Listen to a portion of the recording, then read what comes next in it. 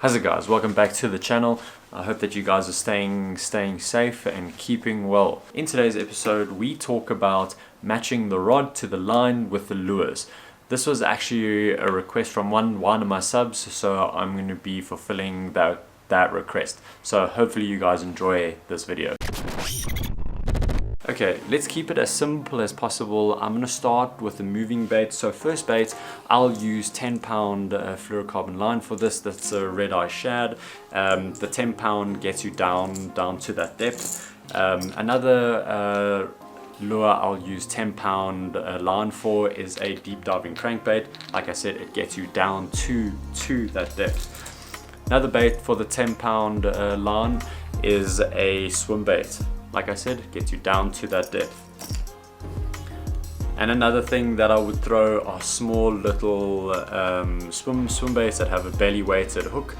That works really well as well. Okay, so for the 12 pound fluorocarbon line, I'll mostly use it for a jerk bait, I'll use it for a spinnerbait, and I'll use it for a chatterbait. Reason for the spinnerbait and the chatterbait is because you're going to be throwing these in heavier vegetation like grass, standing trees, you know, some wood, so you want to be able to rip it out of that heavy cover. Okay, so let's start talking about those slow moving baits like a Texas rig, a Mojo rig, and your weightless baits and a jig. Okay, so let's start off by talking about a Senko. I throw this a lot, and what I'll be doing is I'll rig this up in a Texas rig style, and I will throw it with 20 pound braid with a fluorocarbon leader.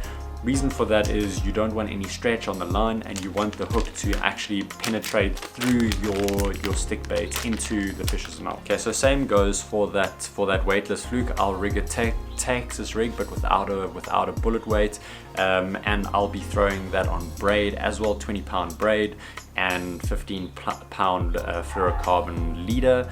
And reason for that is it just penetrates through the bait a lot better and gets that fish hooked up. So let's talk about jigs. The jigs, this also all just depends on your application. If you're doing heavy pitching, or you're doing open water fishing, or you're dragging jigs over rocks. So in this case, this is a football jig head. This is ½ ounce. This is quite a heavy jig.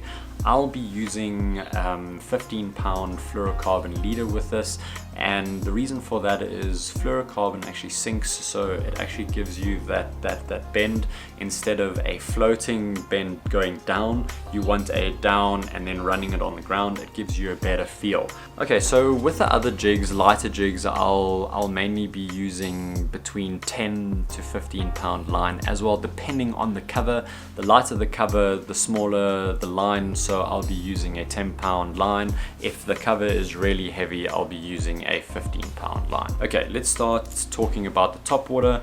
I'm going to start by going over the open water lures like a spook or even a whopper plopper. So for that, I'll only use mono.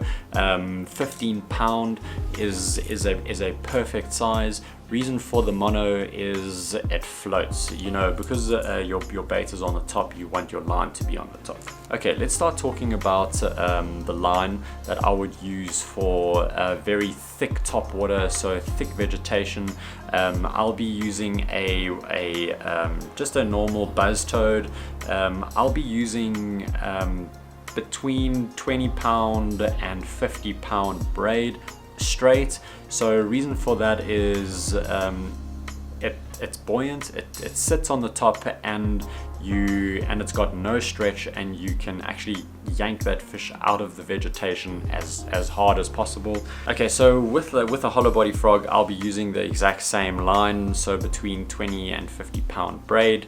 Reason for that is there's no stretch in the line, and you actually want to yank that fish out the heavy vegetation. Okay, let's talk about finesse fishing. You know, finesse fishing is being very subtle, and you don't want to spook the fish away. So I'll be using a spinning setup on the spinning setup, I'll have 15-pound braid, a very thin diameter line, and I'll use between 8 to 10 pound fluorocarbon leader. Depending on the structure, you know, if it's open water, I'll use 8 pound. If it's a little bit heavier cover, I'll be using 10 pound. For finesse fishing, I'll throw a drop shot, I'll throw a Ned rig, and even a weightless wacky rig on a very small hook. Okay, so I hope that you guys enjoyed this line to lure tutorial.